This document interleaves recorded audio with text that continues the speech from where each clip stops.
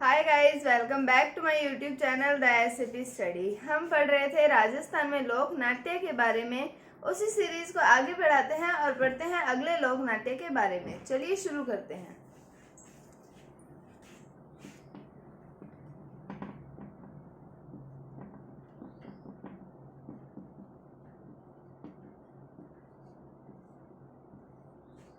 तो हम बात करते हैं अब चार बेत लोक नाट्य के बारे में। क्या नाम आता है?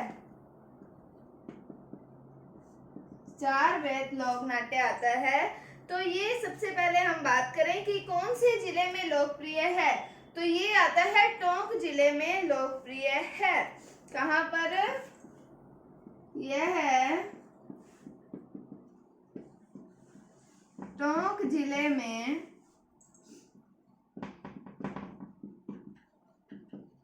लोकप्रिय है।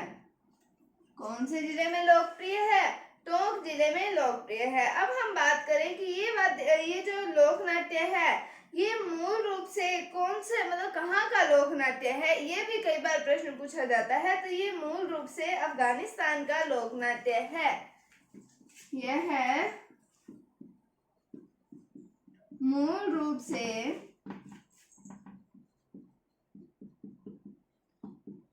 अफगानिस्तान का लोक नाट्य है।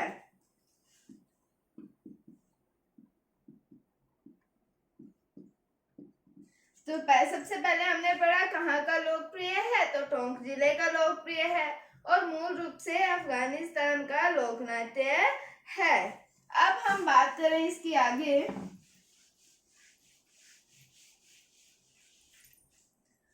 तो इसमें आगे बात करते हैं तो पढ़ते हैं इसके लिए मुख्य वाद्य यंत्र कौन से आते हैं।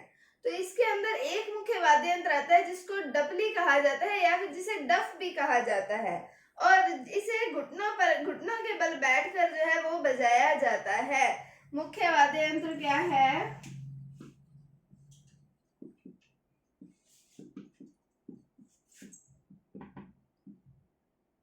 डफ या फिर डपली,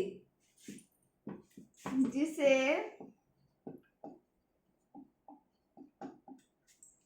घुटनों के बल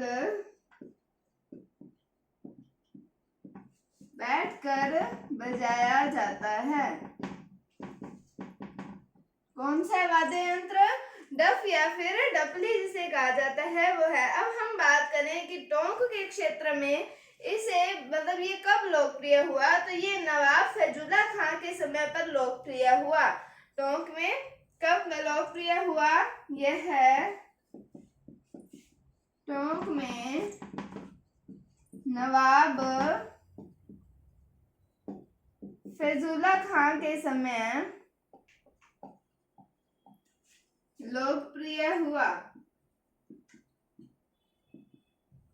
और नवाब फैजुल्ला खां के समय इसे लोकप्रिय बनाने का काम किसने किया? तो उसके अंदर दो नाम आते हैं। एक तो आता है अब्दुल करीम खां और दूसरा आता है खलीफा करीक खां निहाग। क्या नाम आता है? पहला है अब्दुल करीम खां। तो किसने लोकप्रिय बनाया?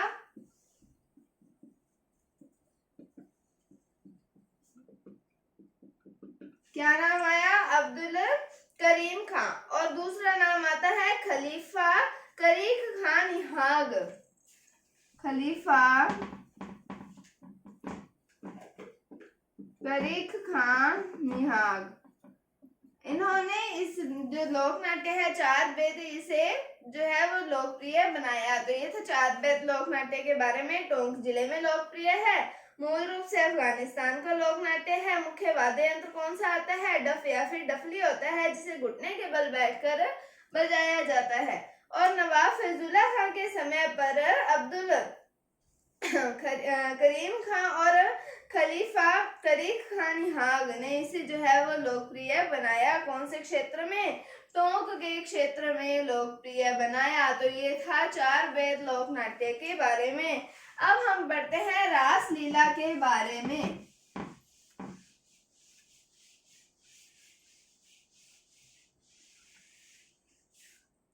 तो रास लीला जो होती है वो वो श्री कृष्ण के समय से ही चली आ रही है। मतलब हम ये सुनते हैं श्री कृष्ण जो है वो रास लीलाएं करते थे, तो रास लीला जो है वो उन्हीं से ही संबंधित है। तो बात करते हैं हम रास लीला की। तो प्रारंभ किया इसे वल्लभाचार्य जी के द्वारा। किसने प्रारंभ किया? वल्लभाचार्य जी के द्वारा।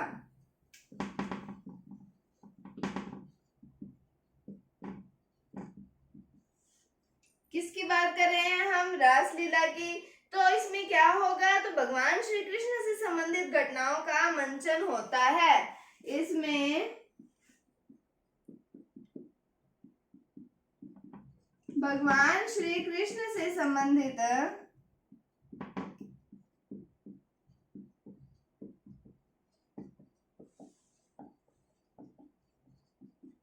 घटनाओं का मंचन होता है। रासलीला है तो किससे संबंधित होगा? श्री कृष्ण से संबंधित होगा। और ये राजस्थान के अंदर भरतपुर क्षेत्र में लोकप्रिय है। यह है राजस्थान में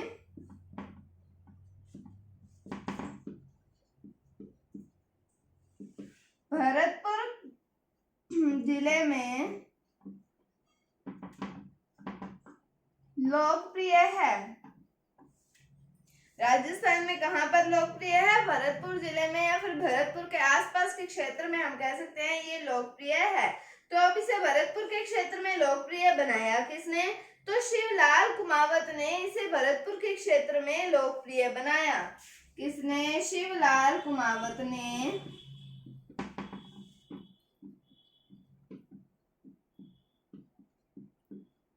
इसे भरतपुर के क्षेत्र में लोकप्रिय बनाया।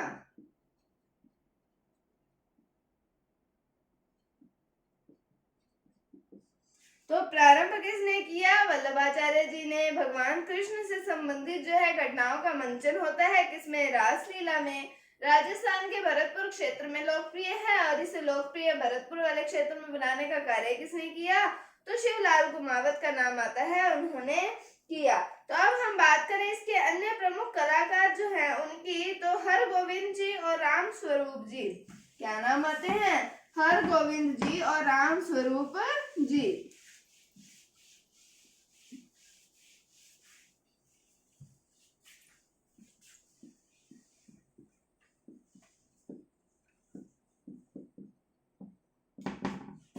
तो अन्य प्रमुख कलाकार कौन से आते हैं? हरगोविंद जी और राम स्वरूप जी। कौन कौन से आते हैं? हरगोविंद जी और राम स्वरूप जी। अब हम बात करें कि भरतपुर के अंदर एक क्षेत्र आता है कामा और जयपुर में एक क्षेत्र आता है फुलेरा। तो यहाँ की रासलीला जो है वो प्रसिद्ध है। तो कामा भरतपुर व फुलेरा जयपुर की रासलीला प्रसिद्ध है। कामा भरतपुर व फुलेरा जयपुर की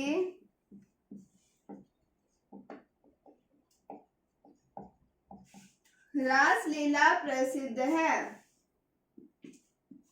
तो अन्य प्रमुख कलाकार कौन से हैं? हरगोविंद जी और राम स्वरूप जी। और कामा भरतपुर और फुलेरा जयपुर की रासलीला जो है वो प्रसिद्ध है।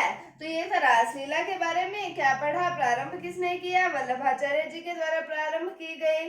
भगवान कृष्ण से संबंधित घटनाओं का मंचन होता है और राजस्थान के अंदर भरतपुर क्षेत्र में लोकप्रिय है। शिवलाल कुमावत ने इसे लोकप्रिय बनाया भरतपुर वाले क्षेत्र में। अन्य प्रमुख कलाकारों की बात की हमने तो हरगोविंद जी और राम स्वरूप जी।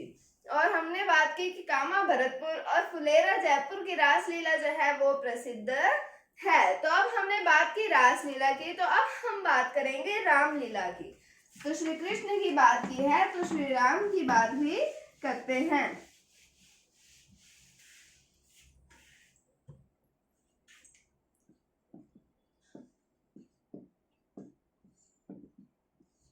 तो बात करते हैं हम रामलीला की। तो इससे मतलब किसके द्वारा प्रारंभ किया गया? तुलसीदास जी के द्वारा।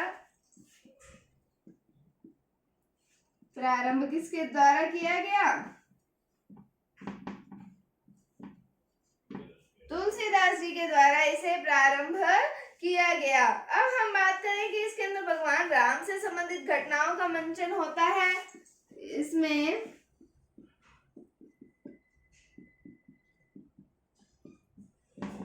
भगवान राम से संबंधित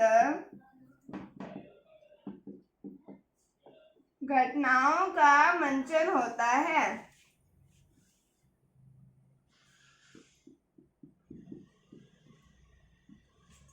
किससे संबंधित घटनाओं का मंचन होता है? भगवान राम से संबंधित घटनाओं का मंचन होता है।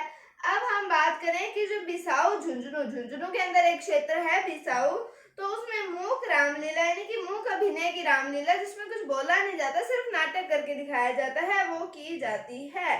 तो बिसाऊ झुंझुनू में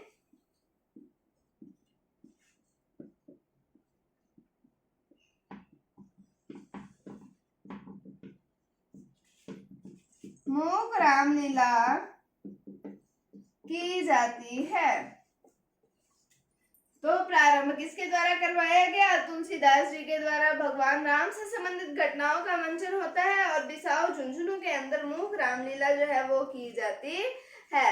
अब हम बात करें कि अटरू 12 के अंदर एक स्थान है अटरू, वहां पर जब रामलीला होती है उसके अंदर जो धनुष भगवान राम के द्वारा तोड़ा गया था, उसे भगवान राम के द्वारा तोड़ा हुआ ना दिखाकर उसे आम जनता के द्वारा तोड़ा जाता है। तो अटरू 12 में रामलीला में धनुष जो है वो भगवान राम के द्वारा ना तोड़कर आम जनता के द्वारा जो है वो तोड़ा जाता है।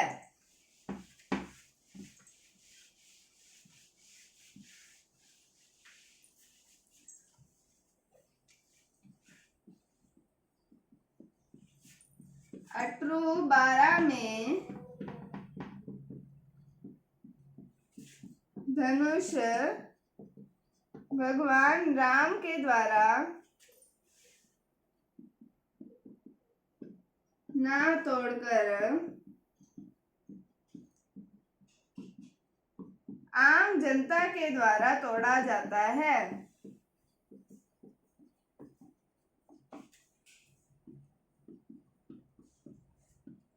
कहां पर? अटरू 12 के अंदर जो रामलीला होती है उसमें। और ये बात जो है इम्पोर्टेंट है, इससे कई बार प्रश्न पूछा जाता है। अब हम बात करें कि वेंकटेश मंदिर जो है भरतपुर के अंदर, वहां की रामलीला जो है वो प्रसिद्ध है। वेंकटेश मंदिर कहां पर है? भरतपुर में। कि रामलीला भी प्रसिद्ध है। तो अटरू 12 के अंदर जो धनुष है, वहां की रामलीला में धनुष भगवान राम के द्वारा ना तोड़कर आम जनता के द्वारा तोड़ा जाता है। और वेंकटेश मंदिर जो है भरतपुर, वहां की रामलीला भी प्रसिद्ध है। तो ये था रामलीला के बारे में। क्या पढ़ा? प्रारंभ करवाई गई तुलसीदास जी के द्वारा। भगवान राम से संबंधित घटनाओं का मंचन होता है। बिसाऊ झुंझुनू में मूक रामलीला यानी कि मूक अभिनय की रामलीला जो है वो की जाती है। फिर हमने अटरू 12 की बात करी कि इसमें रामलीला में धनुष भगवान राम के द्वारा ना तोड़कर आम जनता के द्वारा तोड़ा जाता है। और वेंकटेश मंदिर की जो भरतपुर के अंदर है, वहां की रामलीला जो है वो प्रसिद्ध है। तो आज हमने पढ़ा चार वेद के बारे में, रासलीला और रामलीला के बारे में। तो उम्मीद है आपको समझ आया होगा। अगर आपको इसमें कोई डाउट है तो आप कमेंट सेक्शन में पूछ सकते हैं। अगर आपको वीडियो थोड़ी सी भी अच्छी लगी है तो इसे लाइक कीजिए, शेयर कीजिए, चैनल पर नए हैं तो इसे सब्सक्राइब जरूर कीजिए। Thank you, thanks for watching, bye bye.